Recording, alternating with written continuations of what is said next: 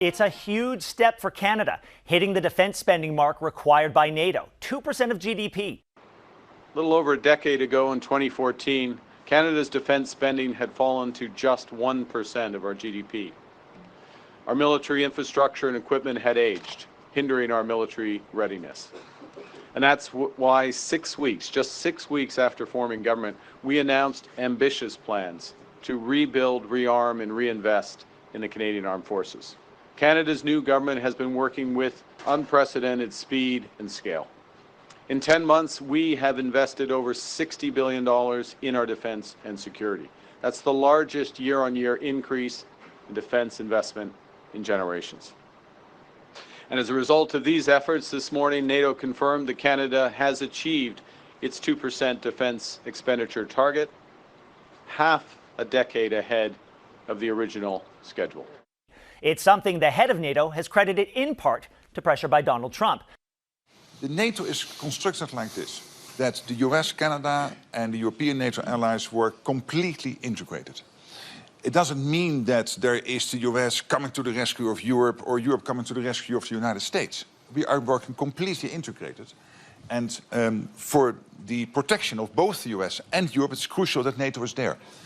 There was one big irritant on the American side with NATO. And the big irritant since Eisenhower was that they were spending, the US was spending, so much more than Europe was spending. Even today, the US is spending 3.5% of GDP on core defense. We are spending in Europe average 2% of defense. And here's my question to the audience. I mean, many of you, I know, criticize Donald Trump.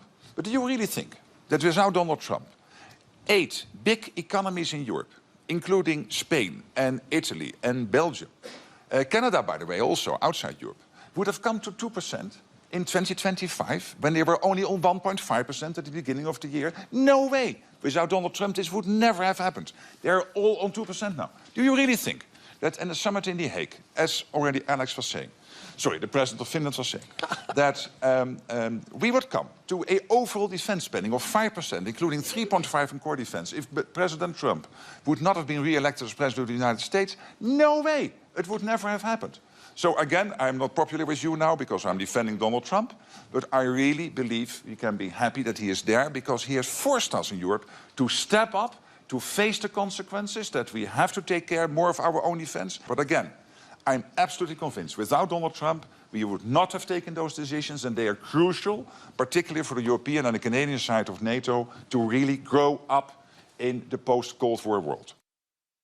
But at the same time, the American president is rattling allies in a way that's disrupting U.S. NATO relations, possibly for years to come. Kerry Buck was Canada's ambassador to NATO and joins us now. Ambassador, thank you so much for your time. Thanks very much, Ben, for having me on. You've been advocating for an increase in Canada's NATO spending for years. So what is your reaction to Prime Minister Carney's announcement that we're finally at the 2%? It's just excellent news, honestly. The fact that all 32 NATO allies have met that 2% benchmark for the first time since the target was set, that goes back at least 2 decades, is really important. It increases the chance, I think, of NATO surviving the current Trump and geopolitical storm. So it's great. And for Canada, it's really good news. They not only met the timeline announced by Prime Minister Carney, but they exceeded the previous government's commitment by 5 years. So well done. There's a lot of work to be done by the government over the next few years as the target goes up higher, but so good so far. Take us back to when you were Canada's NATO ambassador. What sort of pressure did you hear from allies that Canada really did need to step up spending? Well, the pressure was constant. So I arrived at NATO as ambassador in 2015, and that was year 4 of a 4-year series of deep cuts to the Department of National Defense. We'd ended our Afghanistan mission. We pulled out of a couple of NATO programs, NATO aerial surveillance, where Canada had been a pretty important contributor.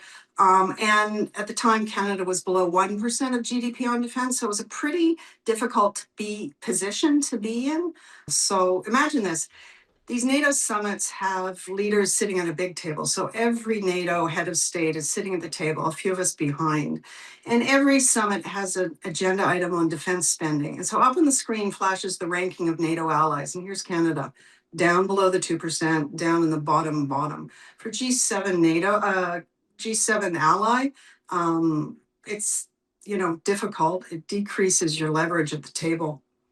I recall President Obama coming to Ottawa in 2016, and he said, just before the Warsaw NATO summit, and he said, the world needs more Canada. And we had a Sally Fields moment. We thought, oh, he likes us. He really likes us. But what he actually said was, as your ally and your friend, let me tell you, you got to do more in NATO. NATO needs more Canada. So it was a negative message. We've finally paid attention to it, and we're finally getting there quite a few years later. So at last year's summit, allies agreed to raise defense spending to 5% of GDP. Do you see that as the next pressure for Canada? Do you see the pressure to spend that anytime soon? Oh, yeah, no, it's the pressure's now. In order to meet those targets of 2035, to have 5% of GDP, you have to have a glide path in the national plan for pretty significant procurements to raise ourselves up to that level. I'm actually feeling quite confident. A lot of work remains, but the government's taken some good steps. So defense industrial policy aimed at rebuilding the Canadian defense industrial base, really good. Their push for a NATO defense security bank is really good, because the idea behind that is you'll attract private capital in to fund defense procurements, so governments aren't left with a zero-sum choice between social spending and defense spending. It's a tool that's meant to, along with a revived defense industrial base, those tools are meant to bring extra economic benefits into the Canadian economy that can be used to fund defense spending. So there's a lot of work to be done, but the steps they're taking are really good so far. But there'll be a lot of points where, they can, progress will be reviewed and they can be held to account between now and 2035, when the government, all allies are meant to hit that new 5% or 3.5% of GDP on defense and 1.5% on security. Well, as is the case with most conversations about Canada's spending on pretty much anything, we now move to the Donald Trump portion of this conversation. He's lashed out at NATO allies many times, calling them, quote, cowards for not helping clear the Strait of Hormuz, to saying it was kind of like a loyalty test for countries. How do you see all of this affecting the relationship between the U.S. and NATO countries like Canada in the future? Well, President Trump, calls saying it was a test for NATO. It's actually not a test for NATO. Maybe it's a test for NATO allies individually to see what they should do. But the problem is he's created a political situation. NATO is an alliance of democracies, right? And democratic leaders respond to their electorate. And I don't see many allies being in a position to support Donald Trump in war that will likely lead to the exact opposite outcomes that Western countries would want. He's not decapitated Iran's leadership. He hasn't brought about regime change. It's not clear what will happen on Iran's nuclear capabilities, nor it is clear on how much Iran's capacity to attack in the region, including through its proxies like Hezbollah, will be impaired by this. We might end up with a more emboldened Iran at the end of this adventure. So it's really hard for allies individually to join up with whatever it is President Trump is proposing. But there appears to be a new Trump doctrine. We'll break it and you come along and fix it. You own it now. That doesn't really work. Problem is, allies need to hold two things in their heads at the same time. First, they shouldn't join the active offensive hostilities that the U.S. and Israel are launching against Iran, nor should they do it as NATO. But at the same time, they have a lot of interest in helping to affect the outcome of the American war on Iran. So, oil prices, refugee outflows, regional destabilization on Europe's doorstep.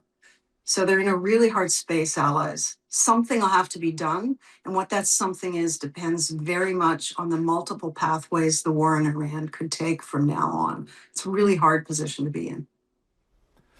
General Jim Mattis was the Secretary of Defense in the first term under President Trump until he resigned. He commanded forces in the Gulf War, the war in Afghanistan, the war in Iraq. And he said, quote, nations with allies thrive, those without them die. He underlined that in a recent interview. There's a sense that we are not a reliable security partner right now.